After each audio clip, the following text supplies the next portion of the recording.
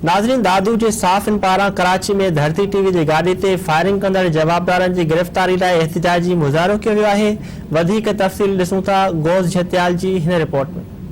सिंध जे राजधानी कराची जे इलाइक़े मेहरान टाउन उदाम चौरंगी वटि धरती टीवी जे न्यूज़ कास्टर फराह औरंगज़ेब ऐं टीवी मुलाज़िम फारूक अमन जी गाॾी मथां फायरिंग कंदड़ जवाबदारनि जी गिरफ़्तारी लाइ दादू प्रेस क्लब जे सॾ ते दादू जे सहाफ़िन हथनि में प्ले कार्ड खणी एहतिजाजी मुज़ाहिरो कयो। उन मौक़े ते प्रेस क्लब जे सदर साबिर भंड ऐं ॿियनि सीनियर सहाफ़िन धरती टीवी सां ॻाल्हाईंदे चयो त दादू प्रेस क्लब धरती टीवी जी जेका एंकर पर्सन आहे फराह ऐं हुनजे मुलाज़िम मथां जेको हमिलो थियो आहे इनखे इंतिहाई बुज़दिलाना हमिलो सम्झे थी ऐं असीं इन जी सख़्तु मज़म्मत कयूं था। असां इन शइ खे इन पस मंज़र में ॾिसूं था त कुझु महीननि जे अंदरि सिंध जे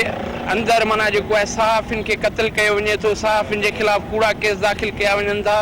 सहाफ़िन खे गिरफ़्तार कयो वञे थो। धरती टीवी जी न्यूज़कास्टर ऐं उन जे अमले मथां जेका हमिलो थियो आहे,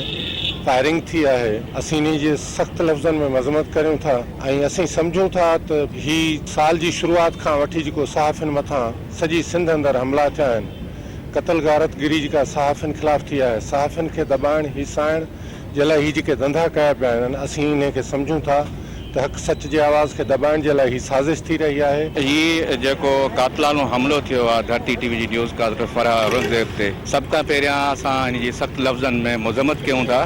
ऐं IG सिंध ऐं वज़ीर आला सिंध खां हुकूमत सिंध खां मुतालबो कयूं था त फौरी तौर ते जेके हमिलो कंदड़ जेकी जवाबदार समेत जेको बि अमलो आहे जिन ते कातलानो हमिलो थियो आहे उन्हनि खे तहफ़ुज़ फ़राहम कयो वञे। दादू जे सहाफ़िन सिंध जे वॾे वज़ीर सैयद मुराद अली शाह IG सिंध ऐं ॿियनि इदारनि खां मुतालबो कयो त सिंध जे सहाफ़िन ऐं सहाफ़ती इदारनि खे तहफ़ुज़ फ़राहम करे धरती टीवी न्यूज़ कास्टर ऐं ॿियनि मुलाज़िमनि मथां कातलानो हमिलो कंदड़ जवाबदारनि खे गिरफ़्तार करे सहाफ़िन मां बेचैनी ख़तमु कई वञे। कैमरामैन असलम निगारी सां गॾु गौस झत्याल, धरती न्यूज़ दादू।